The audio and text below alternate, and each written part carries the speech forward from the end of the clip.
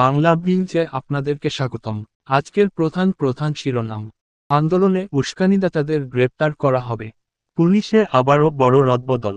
ছায়ানটের সভাপতি সঞ্জিদা খাতুন আর নেই। স্বাধীনতা দিবস উপলক্ষে ডাকটিকিট অবমুক্ত করলেন প্রধান উপদেষ্টা। তামিমের অবস্থার উন্নতি হয়েছে, থাকতে হবে বিশ্রামে, চিকিৎসক। প্রধান উপদেষ্টা 7 বিশিষ্ট ব্যক্তির হাতে স্বাধীনতা পুরস্কার তুলে দেন। সন্দ্বীপের প্রবাসীরা রেমিটেন্স পাঠিয়ে অর্থনীতিতে গুরুত্বপূর্ণ ভূমিকা রাখছে। এবার বিস্তারিত।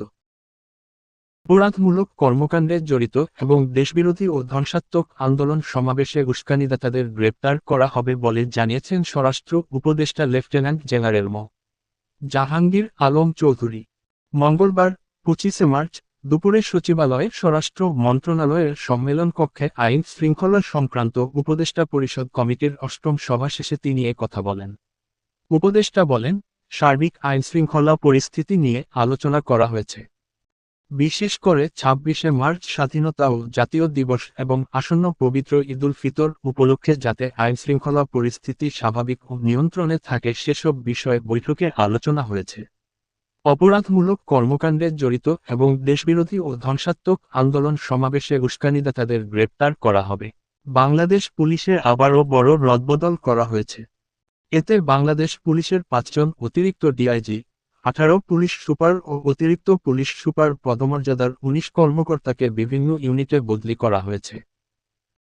মঙ্গলবার 25 মার্চ রাষ্ট্রপতির আদেশক্রমে স্বরাষ্ট্র মন্ত্রণালয়ের জননিরাপত্তা বিভাগের পুলিশ এক শাখা উপসচিব মোহাম্মদ মাহাবুর রহমানের সই করা পৃথক 2টি প্রজ্ঞাপনে তাদের বদলি, পদায়ন করা হয়েছে।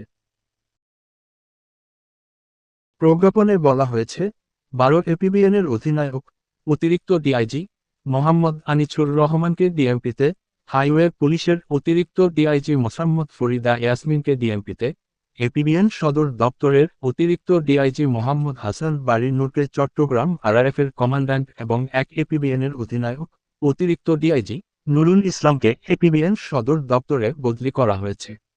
এছাড়া ফরিদুল ইসলামকে ডিএমপি থেকে র্যাবে বদলির আদেশ বাতিল করা হয়েছে। এর আগে বাংলাদেশ পুলিশের 20 জন অতিরিক্ত ডিআইজি ও 31 জন পুলিশ সুপার সহ 53 জন ঊর্ধ্বতন কর্মকর্তাকে বিভিন্ন ইউনিটে বদলি করা হয়। দেশের সংস্কৃতি অঙ্গনের অগ্রণী ব্যক্তিত্ব, সংগীতজ্ঞ, ছায়ানটের অন্যতম প্রতিষ্ঠাতা ও সভাপতি সঞ্জিদা খাতুন আর নেই। মঙ্গলবার 25 মার্চ বেলা 3:10 রাজধানীর স্কয়ার হাসপাতালের আইসিইউতে তিনি শেষ নিঃশ্বাস ত্যাগ করেন। চলতি বছরের মহান স্বাধীনতা ও জাতীয় দিবস উপলক্ষে একটি স্মারক ডাকটিকিট অবমুক্ত করেছেন প্রধান উপদেষ্টা প্রফেসর মুহাম্মদ ইউনূস।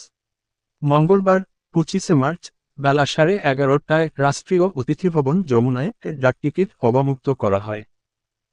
এ সময় অন্যদের মধ্যে উপস্থিত ছিলেন প্রধান উপদেষ্টার বিশেষ সরকারি ফয়েজ আহমেদ, ডাক ও টেলিযোগাযোগ সচিব ডক্টর মুশফিকুর রহমান ও ডাক অধিদপ্তরের মহাপরিচালক এস.এম. শাহাবুদ্দিন। জাতীয় ক্রিকেট দলের সাবেক অধিনায়ক তামিম ইকবালের শারীরিক অবস্থার উন্নতি হয়েছে, তবে তাকে বিশ্রামে থাকতে হবে বলে জানিয়েছেন স্বাস্থ্য অধিদপ্তরের মহাপরিচালক অধ্যাপক আবু জাফর। তিনি বলেন, তবে তার স্বাভাবিক কাজকর্মে অর্থাৎ খেলাধুলায় ফিরতে অন্তত 3 মাস সময় লাগবে। মঙ্গলবার 25 মার্চ দুপুরে সাভারের কেপিজি হাসপাতালের তামিমকে দেখে সাংবাদিকদের তিনি এমন তথ্য দিয়েছেন।